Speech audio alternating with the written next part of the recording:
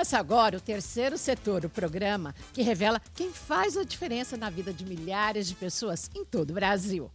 Nós destacamos o trabalho essencial das ONGs, organizações não governamentais sem fins lucrativos que ajudam a transformar esse país com ações concretas e foco em uma sociedade mais justa. No programa de hoje, você vai conhecer o movimento Move, Eu Visto o Bem, uma ONG voltada a promover a autoestima, dignidade e bem-estar das pessoas vulneráveis. Nós recebemos em nossos estúdios Roberta Negrini, fundadora e CEO da entidade. Muito obrigada pela participação, por aceitar nosso convite. Nossa, estou me sendo lisonjeada de estar aqui, muito feliz, principalmente pela oportunidade de dar voz, dar luz às nossas causas. Roberta, de que forma que vocês transformam a indústria têxtil e o meio ambiente com cuidado, pertencimento e valorização individual? Conta pra gente. Então, na verdade, acho que é importante a gente colocar alguns pontos que são fundamentais para entender o porquê que a indústria têxtil hoje merece, uma atenção especial. Só para você ter uma ideia, a cada 1 segundo no mundo, um caminhão de resíduo têxtil é despejado no meio ambiente. Por isso, o terceiro setor precisa trabalhar com isso. Exatamente. Inclusive para entender que tem renda nisso tudo, que tem uma geração de riqueza muito grande, que não é o lixo. A gente hoje desperdiça muito têxtil, desde o pré-consumo. Para você ter uma ideia, são 130 trilhões de toneladas de resíduos ou de tecidos fabricados por ano. Desses, 20% já vira resíduo desde o começo, no corte, que é o pré-consumo. Só que depois desse processo inteiro tem o pós-consumo. O que é que a gente faz com as nossas peças quando elas não querem mais? Ninguém aguenta nem receber mais de doação, não existe. Se a gente olhar hoje o Atacama, por exemplo, já recebe por dia um cargueiro de lixo, vindo da Europa e dos Estados Unidos, só desperdiçando produto e imagens produto que ali. Ficaram muito comuns, inclusive nós chegamos a receber aqui uma outra ONG que estava aceitando, que estava vendendo esses produtos do Atacama. Exato. Mas imagina, vender um produto 2, 3, 4, 5, 10 mil, não dá vazão para a quantidade que a gente consome hoje. A gente consome hoje 400% a mais do que a gente consumia 10 anos atrás. Então, assim, é um consumo desenfreado. E não é só a indústria da moda. Quando a gente fala da indústria têxtil também em geral, a gente está falando do mercado corporativo, que é uniformes, brindes. Quem precisa de mais ecobag, gente? Quem precisa de mais camiseta de eventos? Então, assim, é um consumo muito forte, potente, que a sociedade hoje não consegue ter uma saída para isso, uma vazão de reciclado. Apenas 1% de tudo isso que é produzido é reciclado. Então, olha o problema que a gente tem hoje. E quando você fala o consumo, quantos por cento o consumo que você falou que hoje representa? 400% a mais do que a gente consumia 10 anos atrás. E a gente não vai usar 400 vezes a mais essa roupa. Exatamente. E isso, quando eu falo da luz também para uma outra indústria que não é só de moda, olha quantos eventos, ativação de marca hoje acontece em todos os lugares que a gente está andando. Está de camiseta da marca, às vezes você trabalha numa companhia, você recebe por ano 10, 15, 20 camisetas, às vezes, só com a marca estampada. Para que tanto isso? E mais que isso, se precisa fazer, as empresas estão se responsabilizando por retirar isso do mercado, que é o mais importante. Para você ter uma ideia, na Europa já foi sancionada uma lei que até 2030 os fabricantes terão que recolher até 30% de tudo que é colocado. A logística reversa. Exatamente. Então, assim, a gente já sabe que isso aqui vai chegar no Brasil em algum momento da vida. Se a gente está preparado para isso, como a gente recicla isso? Se a gente está reciclando só 1%. E tem 2 formas. A gente pode reciclar o próprio tecido, que é, imagina um grande liquidificador, você coloca lá vários tecidos, vários produtos já de pré e de pós-consumo, isso vai ser triturado, vira um novo fio, e esse fio pode virar um novo tecido. E a gente conseguir fazer outros produtos a partir daí. Ou o upcycling, que também é parte do nosso negócio hoje, do nosso projeto, que é utilizar essa matéria-prima. Imagina a sua camisa hoje, você não quer mais essa camisa, ela pode virar uma shoulder bag, ela pode virar uma eco bag, ela pode virar um nécessaire. Então, transformar esse produto, que às vezes parece que é lixo, num produto novo. É isso que a gente faz. Inclusive, eu estava visitando o Instagram de vocês, é muito informativo, É muito direto, que chama a atenção das pessoas. Tem a questão do cycle recycling. O que é isso? É isso, é você utilizar, fazer um novo produto. Reaproveitar. Isso, com base não virgem. O que é não virgem? Eu não preciso usar nada do meio ambiente para criar um produto novo. E aí eu tenho 2 caminhos. A partir da reciclagem desses produtos ou do upcycling, que é o que a gente é super apaixonada, que é transformar um produto que já era lixo. Por exemplo, imagina que a gente recebe hoje um macacão de uma indústria petrolífera, totalmente sujo de óleo, e aquilo ali é visto por, sei lá, a maioria das pessoas como lixo, resíduo, sim, sim. né? Resíduo têxtil. E o que a gente faz é olhar esse produto de uma outra forma. Muitas vezes a gente usa o avesso dele, ou a gente precisa fazer um tingimento nele. Mas a partir dali nasce, por exemplo, mochilas, necessários, ecobags, N outros produtos que a empresa não precisa comprar de um outro lugar com matéria-prima virgem. Ela utiliza Precisa aquilo ali. refazer o tecido, né? Exatamente. Pegar um tecido novo. Aqui, o que a gente está vendo? Aí é um processo de corte, né? É uma pessoa que está modelando um produto, né? Ou seja, imagina que eu pego essa sua camisa, ela tem um tamanho, uma área útil, e aí eu pego esse papel e modelo, né, um nécessaire, essas partezinhas aí, para poder utilizar a sua camisa. Então, é um processo muito manual, inclusive, que hoje a gente criou uma metodologia nossa, que a gente consegue dar escala para um processo que é muito visto como manual. Como é que é o organograma? Você tem a MOVE, vocês recebem ou vocês compram esses resíduos? A gente recebe como doação, né, mas a gente beneficia o produto para poder entregar para as empresas. Porque o mais legal é que toda essa produção... Explica, você recebeu esse tecido. Não, esse aqui é de um tecido reciclado. Isso aqui já foi garrafa PET. Sério? É. Ele já chegou reciclado para você? A gente já compra um tecido reciclado. Tá. A origem dele foi uma garrafa PET. Tá. Que ela é reciclada, vira um polímero. As fibras. O polímero vira um fio e o fio vira um tecido. Certo. Então, eu compro um tecido já reciclado, estampo, né? Porque isso aí é um processo de estamparia. Certo. Então, a gente estampa, a nossa estamparia ela é digital, então não usa água, não usa nenhum processo químico. Estampa e aí a gente faz o produto a partir disso. Esse é um processo, é de fios reciclados. E agora, aqui, continuando o nosso cronograma aqui, Legal. a quem se destina esse produto? Como é que surgiu a ideia de fazer esse produto que é um lenço, uma Esse é um canga? lenço. Um lenço. Isso. Como é que surgiu a ideia de fazer esse lenço? A quem ele se destina e de que forma, além de beneficiar o meio ambiente, você vai beneficiar as pessoas de baixa vulnerabilidade? Exato, esse é o ponto principal nosso, né? As pessoas, de alta vulnerabilidade, Isso. mais as pessoas necessitadas. Exato, a gente sim atua na indústria têxtil por entender que para o meio ambiente ter projetos que enxergam a indústria têxtil com respeito ao meio ambiente, é a nossa bandeira, quando a gente fala de ESG, quando a gente fala aí de pensar na ótica de sustentabilidade, mas a nossa grande razão de existir são as mulheres hoje que estão privadas de liberdade dentro do sistema. São as detentas. Isso. São pessoas que recebem uma oportunidade ainda detentas dentro do sistema. Hoje a gente atua em 3 presídios femininos em São Paulo. Quais são eles? Santana, Butantã e Votorantim, perto lá de Sorocaba, que é o nosso maior projeto, inclusive. Então, a gente leva uma jornada de 1 ano para essa mulher. Desde toda a questão de profissionalização, a gente tem o Senac e o Senai, por exemplo, como parceiros. Então, a gente profissionaliza essa mulher, mas ela recebe também um currículo psicossocial que tem 18 temáticas. Desde, por exemplo, educação financeira, até questões muito ligadas à maternidade, né? Uma das grandes copas. Nossa, a nossa fila de espera tem 3.000 mulheres. Dentro dos presídios? Na verdade, isso é a grande chance, é a grande virada da vida dela, né? Eu sempre falo, Renata, as pessoas costumam falar que a gente oferece a segunda chance, né? Eu falo que é a primeira chance. Se essa mulher tivesse tido essa oportunidade antes, né, da detenção, provavelmente ela não tinha culminado aí. Quando você fala, hoje vocês trabalham com quantas detentas? Hoje a gente está com um quadro de 80 pessoas, mais ou menos. 80? É. E tem uma fila de espera de 3.000. Isso, mas já passaram mais de 1.000. E por que não dá para ampliar isso? Recurso. É caro. Essa jornada é uma jornada cara, né? A gente precisa ser autossustentável financeiramente, né? Elas recebem um salário digno. Hoje, ela recebe R$ 1.400 de salário. Então, elas conseguem, por exemplo, educar e alimentar filhos que estão aqui fora. Então, é uma jornada que é... Mas ela também só comprova que trabalho e oportunidade é o melhor programa social que existe. Hoje, 87% dessas mulheres não voltam a cometer delitos. Esse número, para você ter uma ideia, só existe na Noruega.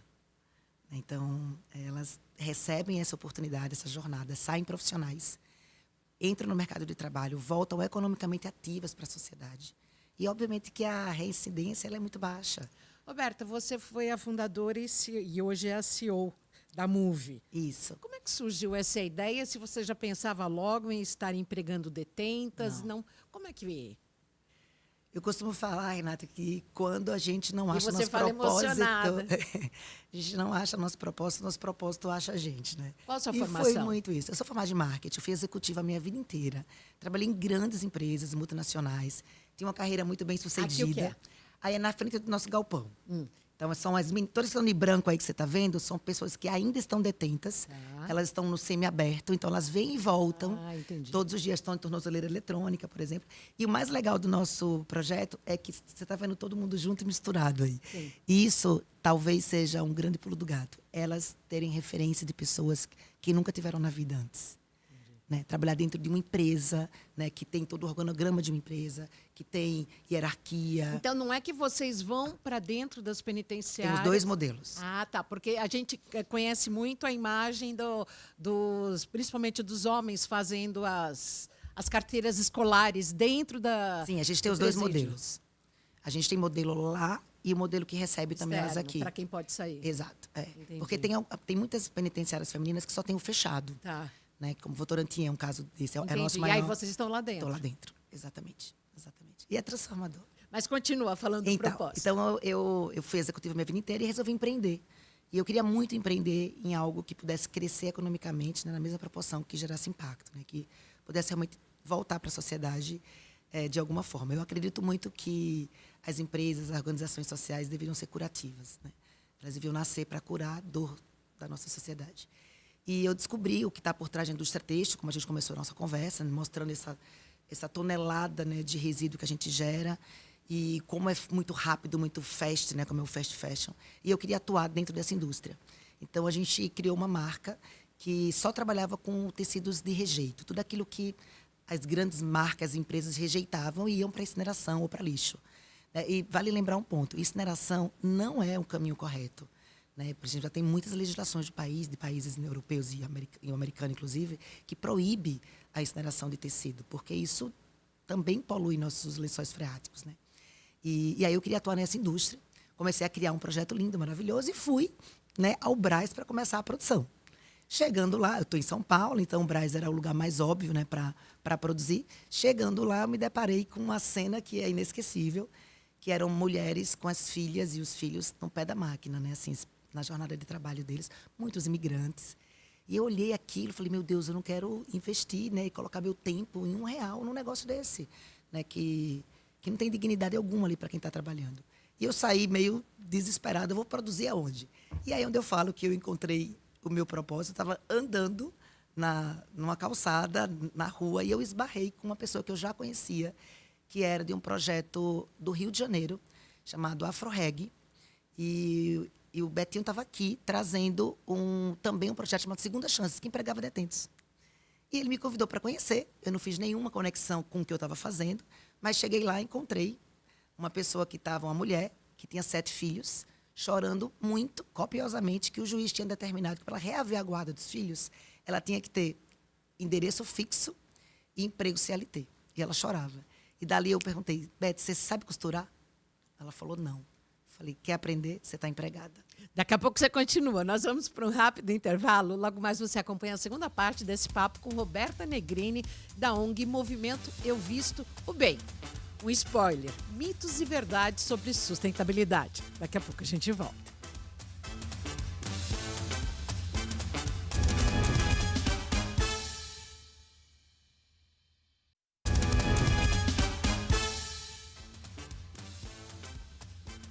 Nós seguimos aqui pela Rede Alesp com o terceiro setor, hoje com a ONG Move, o movimento Eu Visto Bem, que trabalha a propósito como consumo consciente. Roberta Negrini, segue pra gente falando então, você encontrou o encontro que você teve lá no Brás. Exato, então eu encontrei aí ela tá, para você que ligou a TV agora, ela está contando aqui como é que foi a iniciativa, o início de todo esse projeto. E aí eu encontrei essa mulher, que ela chorava muito, ela tinha saído da penitenciária recentemente, e eu resolvi dar uma oportunidade de emprego para ela. E ali a gente começou a criar uma metodologia, né, de ensinar essas pessoas a começarem a costurar. Né? Então, imagina que uma costureira hoje, profissional, tem uma jornada aí de aprendizado de 1 ano até 2 anos. A gente precisava acelerar muito esse processo. E a gente criou uma metodologia própria, né, e começou a trazer pessoas que não sabiam costurar, que já estavam ou egressas do sistema ou detentas, né, para fazer essa jornada. E a gente hoje consegue profissionalizar uma mulher em 9 meses. Né? E tem uma coisa muito interessante. Hoje a indústria têxtil deixa de crescer no Brasil por falta de costureiras. Né? Então, o que a gente faz é oferecer essa oportunidade para essa mulher, transformar completamente a vida dela e do entorno dela, dos filhos dela. Se você quer, de fato, mudar o país, você precisa começar por uma mulher. Né? Essas mulheres têm, em média, 4 filhos, né? Estão na penitenciária. Quando elas são presas, essas pessoas também ficam aí à margem da criminalidade. Né? Muito fácil de serem aliciadas pela criminalidade. Então, se você quer, de fato, mudar... isso é dentro de uma penitenciária, lá no Butantã. Né? Se você quer, de fato... É um projeto de arte que a gente está levando aí para elas. Esse é o Tico Canato, um parceiro nosso. Então, se você quer, de fato, mudar essa raiz do problema, comece com a mulher. Né? Comece. Quando essa mulher ela vai presa, você está entregando de bandeja para a criminalidade 3, 4 filhos. Né? E o que a gente faz hoje é conseguir fazer essa mulher, mesmo presa, conseguir ter acesso a recurso financeiro para deixar seus filhos menos vulneráveis. Né? 30 anos atrás, quem começou a frequentar as penitenciárias e que foi para a mídia, lançou livro e também filmes, foi o Dr. Drauzio Varela no Carandiru, no Instinto Carandiru. Sim. Hoje, como é que você se sente sendo uma discípula dele num outro ramo? Ele era na área da saúde. Você é nesse campo do trabalho, da sustentabilidade. Sim. Renata, eu falo que quando você enxerga o que você enxerga ali dentro, eu falo até quando você vê, você não desvê, né, entre aspas, nunca mais. Né? Tem tanta oportunidade ali e o sistema penitenciário ele é tão velado, né? A gente repete simplesmente coisas que a gente escuta sem entender o que de fato está por trás dali.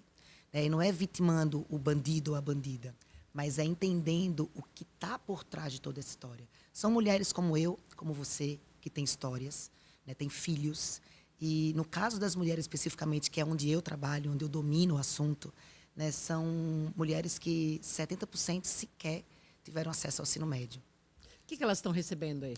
Aí ela está recebendo, acho que é um presente, alguma coisa, a gente no final do ano tem sempre campanhas de até empresas ou doadores que querem, por exemplo, levar um brinquedo para quando ela vai para a saidinha, levar para casa. Então, a gente tem esse momento aí com elas. E vocês mantêm, como que vocês mantêm esse projeto? Por meio de vendas de produtos, né, para empresas. Que são esses produtos que elas produzem.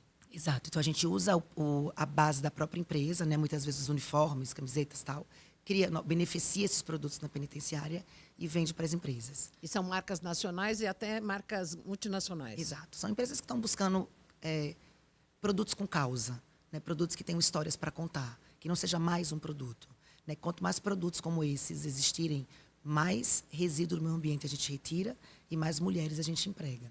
Olha que maravilha, gente.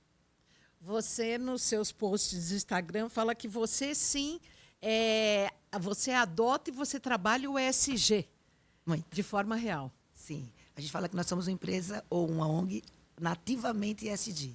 Bom, conta para o nosso público o que é ESG e é esse trabalho que você realiza. E ESG é um pilar estratégico, né, onde a gente trabalha sustentabilidade, governança e impacto social.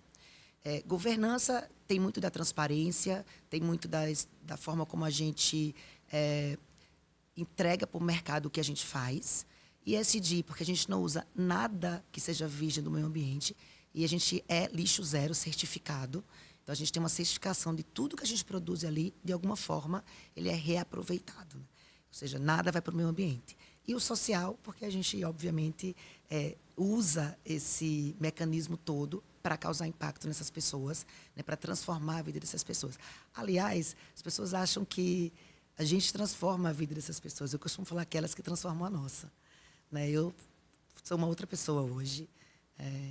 Elas me ensinam muito, né, principalmente a olhar nosso copinho mais cheio do que vazio, como geralmente a gente sempre olha. Né?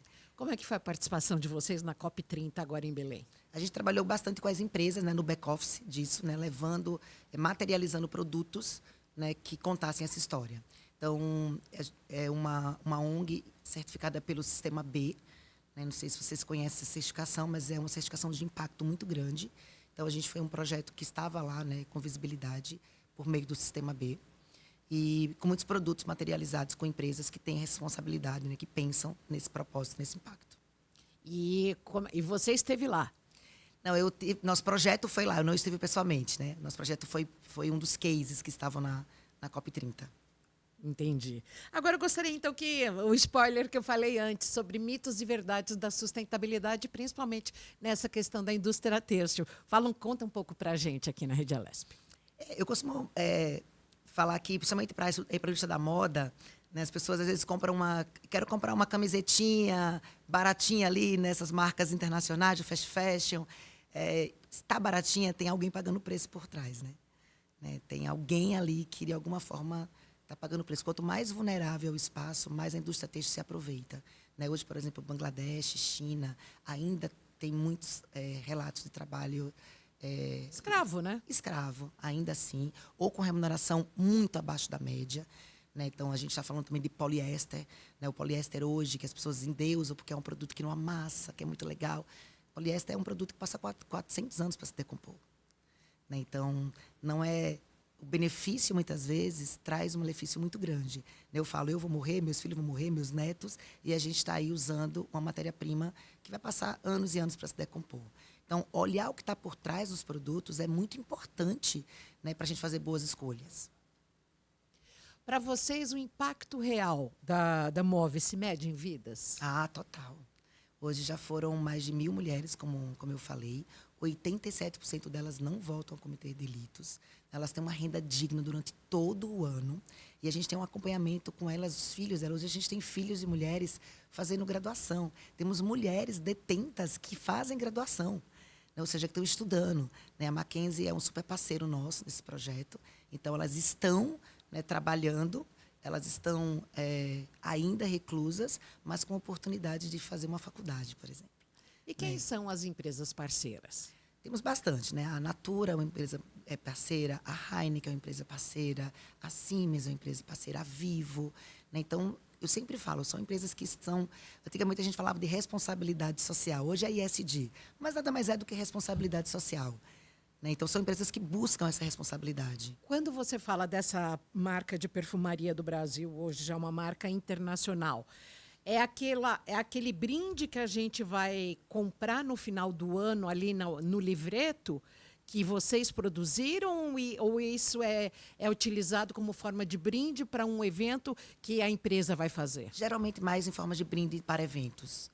Né? Então, e todos os nossos produtos saem, tem um fitilho dentro que é muito legal, que fala: esse produto foi produzido pelas mãos de mulheres presas. Né? E isso é negociável para a gente. Todos os nossos produtos contam a história. Mesmo que o cliente não queira, eu não quero que isso esteja no meu produto. É inegociável. Né? A nossa causa ela é mais importante do que o produto. Então, aquele produto ele existe para dar voz do que está por trás disso. Para que as pessoas enxerguem o que está por trás do sistema penitenciário. Que as pessoas enxerguem que por trás tem pessoas, tem histórias e tem pessoas buscando oportunidade. Eu acho que isso é o mais importante. E o propósito da Move é agora Brasil 2030. O que é isso? Tem a ver com a ONU, com questões de sustentabilidade, de tudo isso? Tem a ver com que a gente se encaixar aí já com as legislações europeias, né, que já estão mais avançadas que no Brasil, da gente respeitar essa matéria-prima têxtil, e da gente conseguir aí até 2030 impactar 5.000 mulheres. Da própria Europa agora, né, com a Shein abrindo, acho que em Paris, Sim. eles aumentaram os impostos. Isso, tem a taxa da blusinha agora, né? Isso. Que para você comprar uma blusinha desse fast fashion, você precisa pagar 5 euros. Né? Ela, às vezes vai custar 2 euros, mas você paga 5 euros aí de taxa. Né? Isso é para frear um pouco, porque imagina, se o nosso país, como o Brasil, gigante, né, em termos de espaço, a gente não tem mais lugar para o texto. Imagina a Europa, imagina os países europeus, não existe mais lugar, gente. Precisa pensar isso, é uma política pública, né? Precisa tá visível o que está por trás, que não é o glamour que se passa da indústria, né? Por trás disso tem uma destruição ambiental e social gigantesca. E de que forma o maior parlamento da América Latina pode ajudar um projeto como o seu? Então, enxergando a oportunidade que a gente tem de profissionalização dentro do sistema penitenciário. Né? Ali, hoje a gente tem pouca mão de obra mesmo operacional hoje no Brasil, e a gente tem só de mulheres, quase 50.000 mulheres presas no país. Por que não, enquanto ela está sob a custódia do Estado, né? É não aproveitar esse espaço para profissionalização, para sair de fato uma mulher profissional, para levar para ela o que ela não teve antes. Né? Então, eu queria muito dar luz que por trás de todo esse imaginário que existe do sistema, existe uma oportunidade de mudança do país. Não só pela dignidade e pela diminuição da criminalidade, mas por prover mão de obra capacitada para um país que precisa tanto como o nosso. Quais são os desafios dos próximos 10 anos, onde você transforma o vestuário em oportunidades? Eu acho que, antes de mais nada, a educação. Né? As pessoas entendam isso. Eu acho que hoje a gente tem um desafio grande do consumidor fazer boas escolhas, entender de fato o que é um produto sustentável, o que é o greenwashing, né?